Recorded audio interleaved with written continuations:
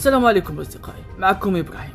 واليوم غادي نهضروا على واحد الموضوع اللي كيخلع. هذا السجن ماشي بحال اي سجن عادي، كيتوصف بلي هو الجحيم فوق الارض، والدخول ليه بحال الحكم بالموت البطيء. السجن اللي نهضروا عليه اليوم سجن لا توما في سان سلفادور. ندوينا على سجن سيكوت بسان سلفادور. سان سلفادور تعتبر من بين الدول اللي فيها اخطر السجون في العالم.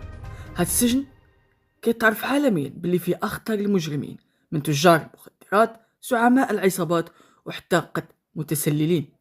مشكلة ماشي غير في المجرمين اللي كاينين، ولكن في ظروف العيش اللي صعيبة بزاف.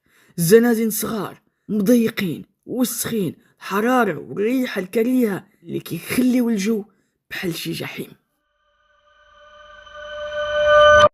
تخيل معايا أن هناك زنزانة فيهم 3 أو 4 ديال الأشخاص عندهمش حتى بلاصة ينعسو مزيان، ينعسو فوق الأرض ولا فوق واحد فوق الاخر. الكل رديء بزاف ديال المساجين كيمرضوا بالجوع ولا بسوء التغذيه، يوقع لهم تسمم، والاخطر هو العنف. كل نهار تقريبا كاين مشاكل عصابات كتقاتل مع عصابات داخل. الناس اللي دخلوا كيقولوا بلي كل دقيقه عاش فيها كتحس بحياتك مهدده داخل السجن. كاين قصص عجيبه خارجه من هذا السجن، بحال المساجين كيحفروا بجدران باش يهربوا، واخرين كيصنعوا اسلحه من معالق بلاستيك، وكاين حتى بزاف ديال حالات الانتحار حيت المساجين كيبغيو يهربوا من العذاب بايطر. هادشي خلى منظمات حقوق الانسان تقول بلي ان هذا السجن خاصو يتسد او لا يتحسن، مابقاش كيحترم كرامه البشر. المساجين اللي كاينين تماك كيعتبروا من بين اصعب واخطر المساجين في العالم.